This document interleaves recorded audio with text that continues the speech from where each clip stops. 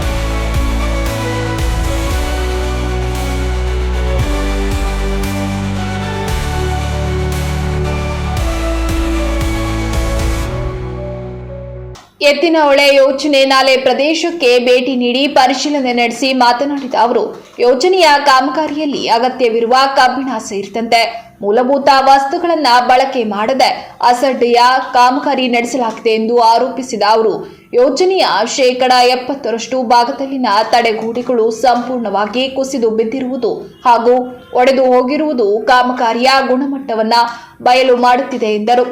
6 ತಿಂಗಳಲ್ಲಿ ನೀರು ಒದಗಿಸುವುದಾಗಿ ಭರವಸೆ ನೀಡಿದ್ದ ಕಾಂಗ್ರೆಸ್ ಸರ್ಕಾರ ವರ್ಷ ಕಳೆದರೂ ಜನರಿಗೆ ನೀರು ನೀಡಲು ವಿಫಲವಾಗಿದೆ ಎಂದು ಟೀಕಿಸಿದ ಅವರು, ಮುಖ್ಯಮಂತ್ರಿ ಸಿದ್ದರಾಮಯ್ಯ ಹಾಗೂ ಉಪಮುಖ್ಯಮಂತ್ರಿ ಡಿಕೆ ಶಿವಕುಮಾರ್ ಅವರು ಶುದ್ಧ ಸುಳ್ಳು ಹೇಳಿ ಜನರನ್ನ ಮರಳು ಮಾಡಿದ್ದಾರೆ ಎಂದು ಕಿಡಿಕಾರಿದರು.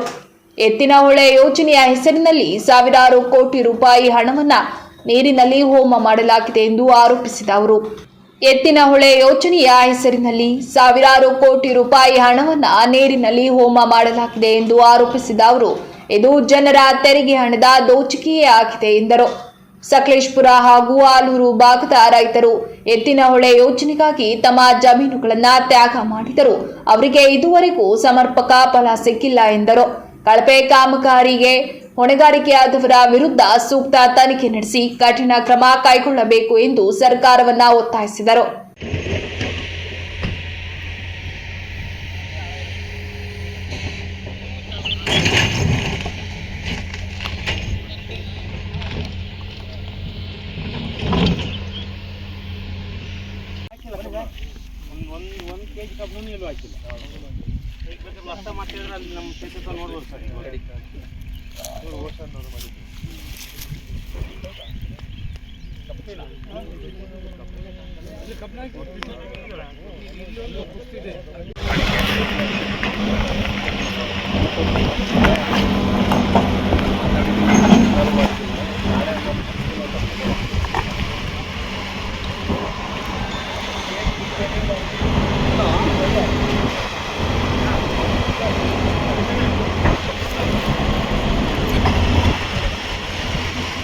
ಒಂದು ಮಹತ್ವಾಕಾಂಕ್ಷಿ ಹಾಗೂ ವಿವಾದಾತ್ಮಕ ಒಂದು ಯೋಜನೆ ಒಳಗೊಂಡು ಬಂದಾದ ಇವತ್ತು ಎತ್ತಿನಹೊಳೆ ಯೋಜನೆ ಒಂದು ಬೃಹದಾಕಾರದ ಒಂದು ಯೋಜನೆ ಏನು ಸುಮಾರು 13,000 ಕೋಟಿ ವೆಚ್ಚದಲ್ಲಿ ಪ್ರಾರಂಭ ಆಯಿತು.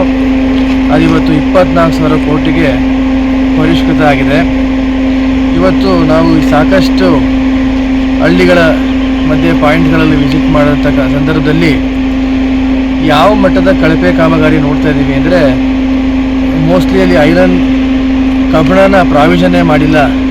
ಈ ಒಂದು ತಡೆಗೋಡೆ ಕಟ್ಟಕ್ಕಾಗ್ಬೋದು ಅಥವಾ ನಾಲೆಗಳ ನಿರ್ಮಾಣದಲ್ಲಿ ಒಂದು ಕಬ್ಬಿಣನ ಪ್ರಾವಿಷನ್ನೇ ಮಾಡಿಲ್ಲ ಅನ್ನೋದು ನನ್ನ ಅಭಿಪ್ರಾಯ. ಸುಮಾರು 20ರಿಂದ 25 ಕಿಲೋಮೀಟ್ರ್ ಈಗಾಗಲೇ ವಿಸಿಟ್ ಮಾಡಿದ್ದೀವಿ. ಇಲ್ಲಿ ಎಲ್ಲ ಕಡೆಯೂ ಒಂದೊಂದು 300 ಮೀಟ್ರಿಗೂ 800 ಮೀಟ್ರಿಗೂ ದೊಡ್ಡ ಮಟ್ಟದಲ್ಲಿ ನಾಲೆಗಳ ಒಂದು ತಡೆಗೋಡೆ ಅದೆಲ್ಲ ಕುಸಿದಿದೆ. ಇವತ್ತು ಈ ಒಂದು ಕಳಪೆ ಕಾಮಗಾರಿಗೆ ಯಾವ ರೀತಿಯಾದಂಥ ಒಂದು ಪ್ರತಿಕ್ರಿಯೆ ನಮ್ಮ ಜಿಲ್ಲಾ ಉಸ್ತುವಾರಿ ಸಚಿವರಾಗ್ಬೋದು ಅಥವಾ ನಮ್ಮ ನೀರಾವರಿ ಸಚಿವರಾಗ್ಬೋದು ಪ್ರತಿಕ್ರಿಯೆ ಕೊಡ್ತಾ ನಾವೆಲ್ಲ ನಮ್ಮ ಜಿಲ್ಲಾ ಜನತೆ ಗಮನಿಸ್ತಾ ಇದ್ದಾರೆ. ನಾನು ಹಿಂದೆ ಒಂದು 3 ದಿನ ಹಿಂದೆ ನಮ್ಮ ಒಂದು ಜಿಲ್ಲಾ ಮಟ್ಟದ ರಾಜ್ಯ ಮಟ್ಟದ ಸಮಾವೇಶದಲ್ಲಿ ಈ ಒಂದು ವಿಷಯನ ಪ್ರಸ್ತಾಪ ಮಾಡಿದೆ. ಸೆಪ್ಟೆಂಬರ್ ತಿಂಗಳಲ್ಲಿ ಈ ಒಂದು ಎತ್ತಿನೊಳೆ ಯೋಜನೆಯನ್ನು ಚಾಲನೆ ಕೊಟ್ವಿ. ನಾವು ನೀರು ಹರಿಸ್ತೀವಿ. DC ಹಾಗೂ SP ಅವರಿಗೆ ಅಭಿನಂದನೆಗಳು.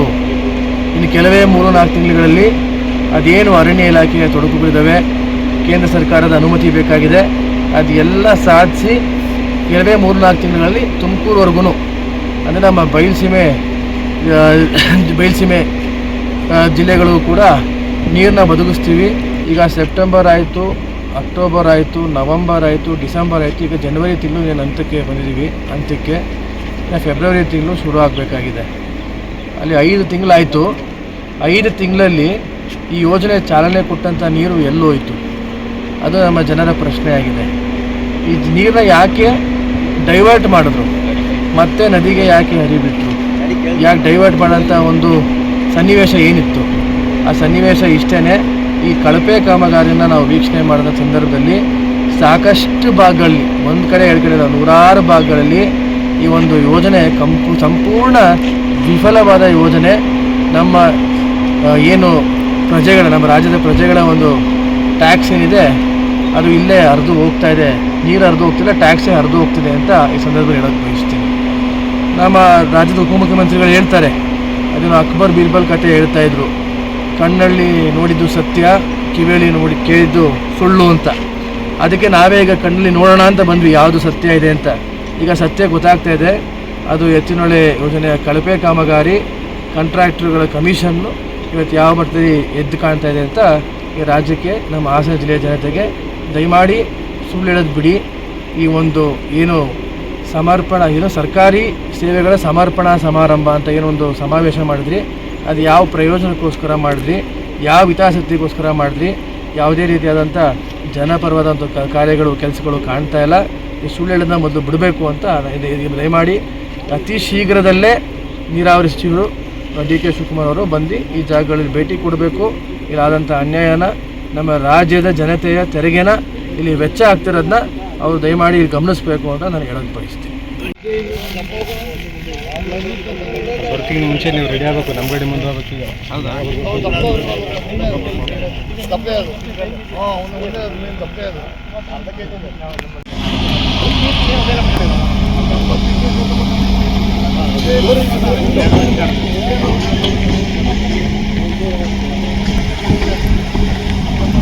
ಎಷ್ಟು ಮಟ್ಟಿಗೆ ಅಂದಾಜು ಪಟ್ಟಿ ತಯಾರಿಸಿದ್ದಾರೆ, ಎಷ್ಟು ಮಟ್ಟಿಗೆ ಕಾಮಗಾರಿಗಳನ್ನು ಮಾಡಿದ್ದಾರೆ, ಹೇಗಾಗಿದೆ ಅನ್ನೋದು ಕಂಡುಬರ್ತಾ ಇದೆ. ಅತ್ಯಂತ ಕಳಪೆ ಕಾಮಗಾರಿ. ಕನಿಷ್ಠ 60% ವಾಲ್ ಏನು ಹೇಳ್ತೀವಿ ನಾವು, ಗೋಡೆ ಕಾಂಕ್ರೀಟ್ ವಾಲು ಸಂಪೂರ್ಣವಾಗಿ ಕುಸಿದು ಬಿದ್ದಿದೆ. ಎಲ್ಲೂ ಕೂಡ ಕಬ್ಬಣ ಹಾಕಿಲ್ಲ. ಬಹುಶಃ ಇದು ಪೂರ್ತಿ ನಮ್ಮ ಶಾಸಕರು ಹೇಳಿದಾಗೆ ಪೂರ್ತಿ ತೆರಿಗೆ ಹಣ ಪೋಲಾಗಿದೆ. ಇವತ್ತು 12,000 ಇದ್ದಿದ್ದು ಇವತ್ತು 26,000ಕ್ಕೆ ಬಂದಿದೆ. 30,000ಕ್ಕೆ ಬದಲು 30,000 ಕೋಟಿ ಬದಲು ಆಶ್ಚರ್ಯ ಇಲ್ಲ. ಇದು ಜನರ ದುಡ್ಡು. ಮೊದಲು ಇದನ್ನೆಲ್ಲ ಸರಿಪಡಿಸ್ತಕ್ಕಂಥ ನನಗಂತೂ ಗೊತ್ತಾಗ್ತಿಲ್ಲ. ಬಹುಶಃ ರೀಮೇಕಿಂಗ್ ಹೊಸದಾಗೆ ಮಾಡಬೇಕು ಅಂತ ಕಾಣ್ತಾ ಇದೆ. ಇದಕ್ಕೆ ಕಾರಣಕರ್ತರಂಥ ಅಧಿಕಾರಿಗಳಿರ್ಬೋದು, ಯಾರೇ ಇರ್ಬೋದು, ಇದ್ರ ಬಗ್ಗೆ ತನಿಖೆ ಆಗಬೇಕು. ತನಿಖೆ ಆಗಿ ಶಿಕ್ಷೆ ಆಗಬೇಕು ಮತ್ತು ಪುನಃ ಕೆಲಸ ಆಗಬೇಕು. ಕೋಲಾರ ಚಿಕ್ಕಬಳ್ಳಾಪುರ ಜನರ ಕನಸೇನಿದೆ, ನಾವು ಸಕಲೇಶಪುರ ತಾಲೂಕಿನ ಜನತೆ, ಆಲೂರು ತಾಲೂಕಿನ ಜನತೆ ತ್ಯಾಗ ಮಾಡಿ ಜಾಗ ಬಿಟ್ಕೊಟ್ಟಿದ್ದೀವಿ. ನಾವು ಕಾಮಗಾರಿ ನಡೆದಿದೆ. ನನ್ನ ಕಾಲದಲ್ಲೇ ಇದು ಎಲ್ಲ ಕೆಲಸ ಪ್ರಾರಂಭ ಆಗಿ ಒಂದು ಹಂತ ಬಂದಿರ್ತಕ್ಕಂಥದ್ದು. ಆದರೆ ಇವತ್ತು ಭ್ರಷ್ಟಾಚಾರದ ಕಾರಣಕ್ಕಾಗಿ ಮತ್ತು ಬೇರೆ ಬೇರೆ ಕಾರಣಕ್ಕಾಗಿ ಈ ಸ್ಥಿತಿ ತಲುಪಿದ್ವಿ. ಮನೆ ಉಪಮುಖ್ಯಮಂತ್ರಿಗಳು ಸಂಬಂಧಪಟ್ಟವರು ಬಂದು ಸ್ಥಳ ನೋಡಬೇಕು, ಪರಿಹಾರ ಕಂಡುಹಿಡಿಬೇಕು, ಜನರಿಗೆ ನ್ಯಾಯ ದೊರಕಿಸಬೇಕು ಅಂತ ನನ್ನ ಒತ್ತಾಯ ಮಾಡ್ತೀನಿ.